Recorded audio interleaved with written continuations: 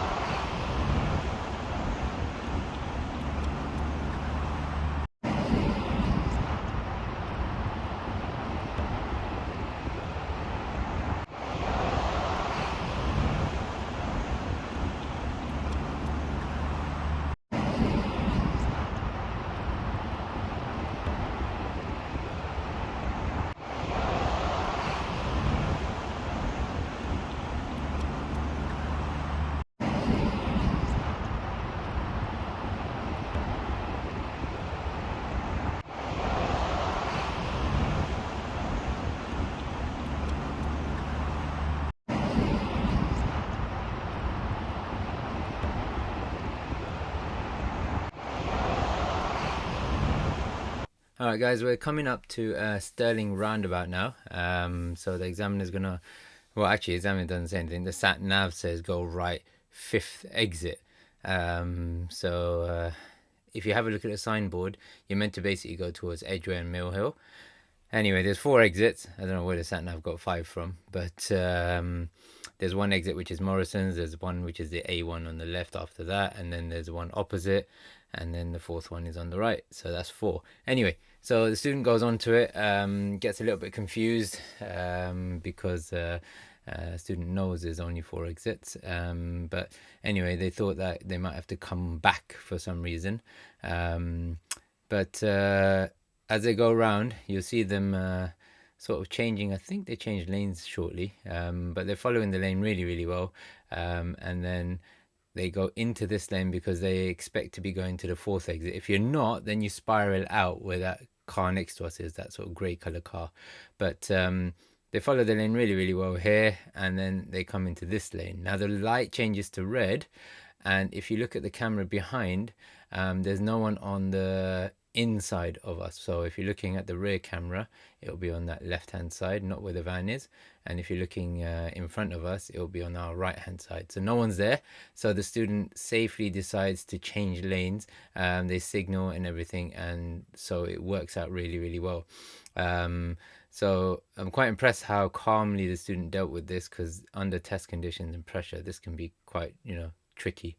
And it was good that there's no car next to us, because maybe that could have caught them out. The whole route would have had to sort of been changed. So yeah, then as they go around now, you'll see that they safely sort of move over to the right hand side. Okay, and that Mercedes, there you go, look, he just cuts them up.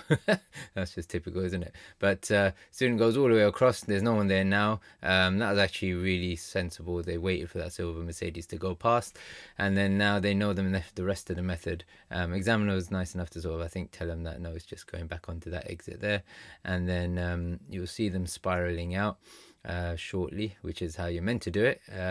It's been in some other videos as well, but this is as perfect as you're going to get it. So there you go. And then if you have a look behind, there's not many cars.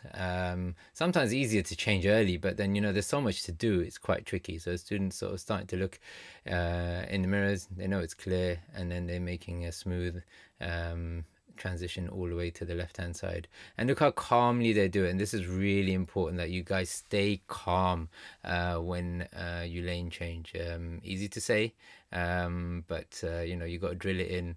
And this is how you're meant to do it. So if you want a good example of how to do a tough roundabout, that's exactly how you do it. Then they're going to go on further ahead. They're going to go up to Apex roundabout. You're going to be asked to follow signs for Edgware, and then they're going to go into Mill Hill from there. Pretty straightforward route after that. And I've done it before with the student a couple of times, I think. So they knew what to do. They knew the area anyway, so it was quite good. I think most of the route they knew.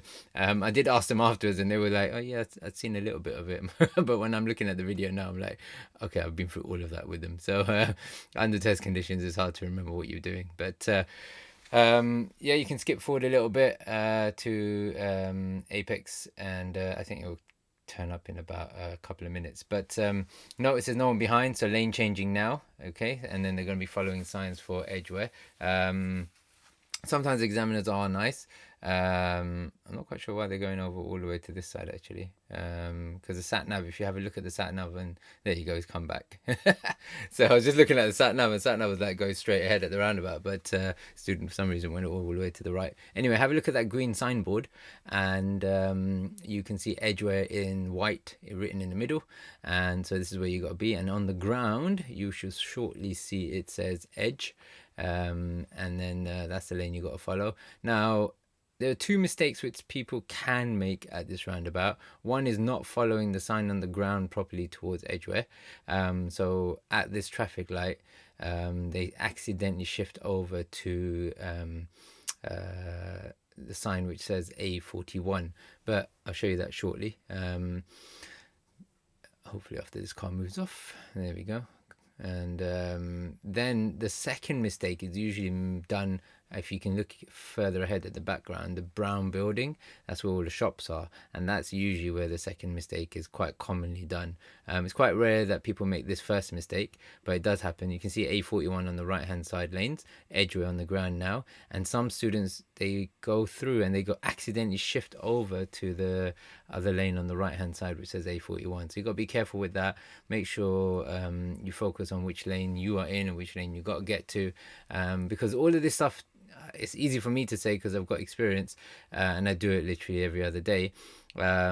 It's all there on the ground. It's really well signed out, and really well marked out. So technically, no excuse for getting it wrong except for pressure.